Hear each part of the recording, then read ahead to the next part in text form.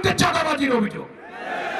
5ই আগস্টের পরে না হয় আওয়ামী লীগ তো আর ছিল না, আমরা বলি আওয়ামী লীগ খুব খারাপ ছিল, ঠিক আছে, তোরা তো 5ই আগস্ট বিদায় নিয়ে গেল।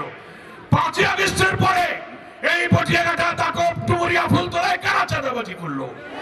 দোকানে, হাটে, বাজারে, ঘাটে সমস্ত জায়গায় তারা চাঁদাবাজি করেছে। সারা দেশে চাঁদা তুলতে তুলতে এত নৃশংস হয়েছে, চাঁদা না দেওয়ার অপরাধে পাথর দিয়ে মানুষকে খুন করেছে। আপনি এগুলো দেখেছেন? ফলে মানুষ হত্যা করছে, ঘেরবেড়ি দখল করবে, ডিসিআর কাটবে, হিন্দুর জমি দখল করবে, খাল, নদী, খাস জমি দখল করবে। তখন তো আওয়ামী লীগ ছিল না। এগুলো কারা করেছে? এগুলো আমার বিএনপি বন্ধুরাই করেছে। এখন ওনারা তো বলতে পারছে না যে কৃষ্ণনন্দী চাঁদাবাজি করে, গোলাম পরোয়ার চাঁদাবাজি করে, বলার তো কিছু নেই। এখন বলে হিন্দুদের যদি তোমরা ভোট দাও দাঁড়িপাল্লায়, তাহলে দিদিরা শাখা সিঁদুর পরতে পারবে না, হিন্দুরা বোরখা পরে ঘরে বসে থাকা লাগবে, পুজো করতে পারবে না, দেশ পশ্চিম পাকিস্তান হয়ে যাবে। কি এই কথা বলে না? মিথ্যা কথা। একটা জাতীয় নির্বাচনের অপেক্ষায় আমরা অধীর আগ্রহে অপেক্ষা করছিলাম, কবে নির্বাচন, কবে নির্বাচন, কবে নির্বাচন। সেই নির্বাচন আগামী 12ই ফেব্রুয়ারি।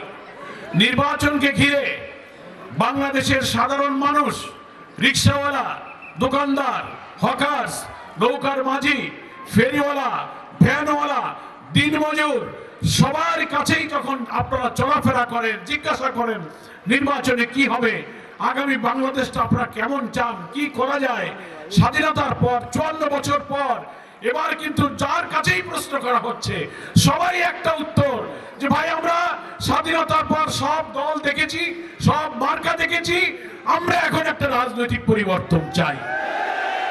আপনাদের কাছে কি মনে হয় যে জনগণ একটা পরিবর্তন চায়? সবাই একটা পরিবর্তন চায়। আর তার মধ্যে আবার বলে যে আমরা লাঙল মার্কায় ভোট দিয়েছি, নৌকায় দিয়েছি, ধানের শীষে দিয়েছি, আমরা এবার দাঁড়িপাল্লায় ভোট দিতে চাই। সম্মানিত ভাইরা, এই পরিবর্তন মানে কি? পরিবর্তন অর্থ হলো স্বাধীনতার 54 বছরে যারা দেশ শাসন করেছেন, আগামী নির্বাচনে তাদেরকে না বলতে হবে, তাদেরকে লাল কার্ড দেখাতে হবে।